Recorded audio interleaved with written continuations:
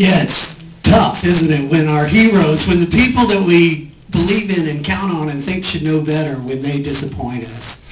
And the story I'm going to tell you this morning, I wish it wasn't true. I wish that the story that I'm going to tell you never happened, because the guy we're talking about, David, was a superhero. I mean, he didn't fly around or swing around like Spider-Man, but he was a superhero in so many ways. I mean, David, in every way that you can think of, was a star. He was a child star. I mean, when you've maybe heard the story, or you've at least heard someone say that's a David versus Goliath battle. You know, the little guy against the big guy.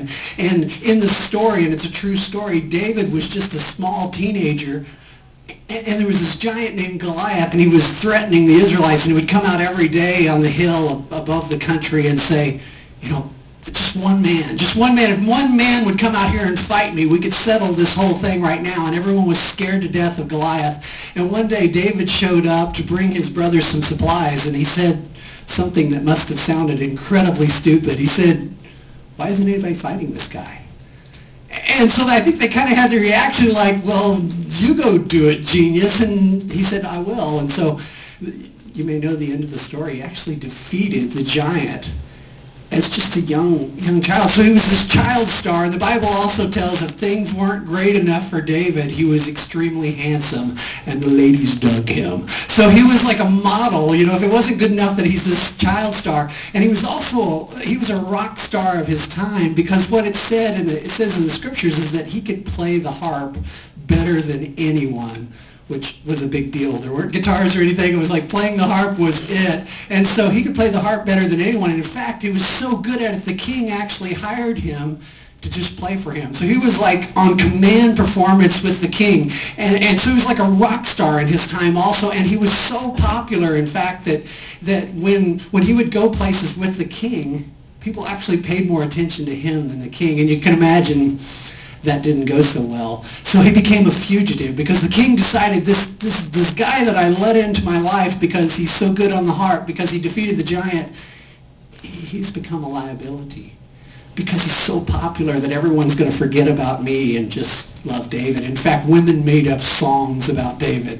That's pretty cool. You know, you get to that point where women are writing songs about you, life is good. David was a superhero. He was also a war hero, because not only did he fight the giant, but later, after the king kicked him out of his palace and said, you know, I'm going to kill you. Actually, David ran away from that because he really didn't want to be killed.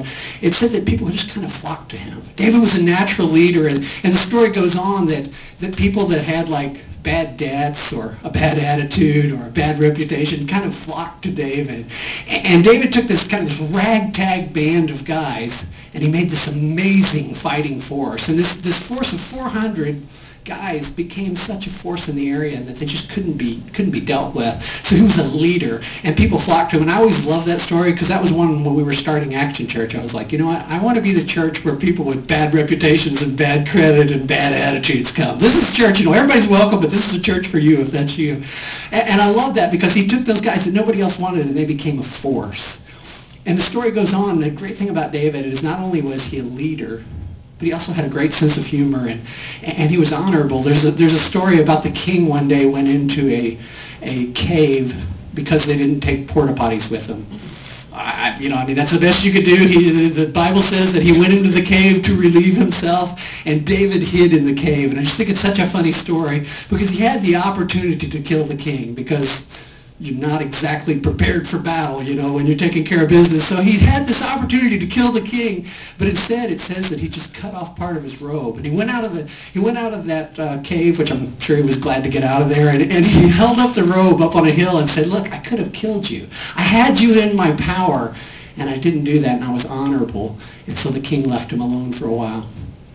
So again and again, David was just a hero and a leader, and later he did become king. And the great thing about David as the king is I don't think at first he let it go to his head at all. In fact, so many times when kings would take over a country, what they would do first is they'd go and kill all the family of the previous leaders. And David didn't do that. Instead, he did the opposite. And I love this about David. What David did instead is he actually said, I'd like to find out if there's any of Saul's descendants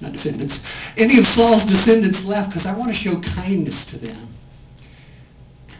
And so as I tell you the story, and this comes from 1 Samuel chapters 16 through 31, and it's more exciting than I can even tell you, so I'd urge you to read it. Maybe I made that all up. You might want to check it out yourself. But everything about it is just glowing and amazing, and you just grow to really love and respect David. And then the train wreck happens. And that's what we're going to talk about today, because I think it matters today, because we still face that today. It's in the news almost every week. This is taken from 2 Samuel 11 through 2, and it says, in the spring of the year, when kings normally go out to war, David sent Joab and the Israelite army to fight the Ammonites. And they destroyed the Ammonite army, and they laid siege to the city of Rabbah. However, David stayed behind in Jerusalem. Did you catch what's happened? David's got complacent. David isn't going out to war anymore. David's not doing the things that he did to get where he was then. And it says late one afternoon, after his midday rest, so his soldiers are out fighting, and David's taking a little nap. It says David got out of bed, and he was walking to the roof of the palace, and as he looked out over the city, he noticed a woman of unusual beauty taking a bath. Anybody know where this is going? I mean, it's pretty obvious where it's going, but I'll tell you the rest of the story. So David, he's not doing what he's supposed to be. He's not out with the soldiers. He's become a diva. He's become a star, and he's starting to act like a star, and he's back at the palace taking a nap while his soldiers are fighting. And he's chasing tail instead of kicking tail. He's not doing what he's supposed to be at this point.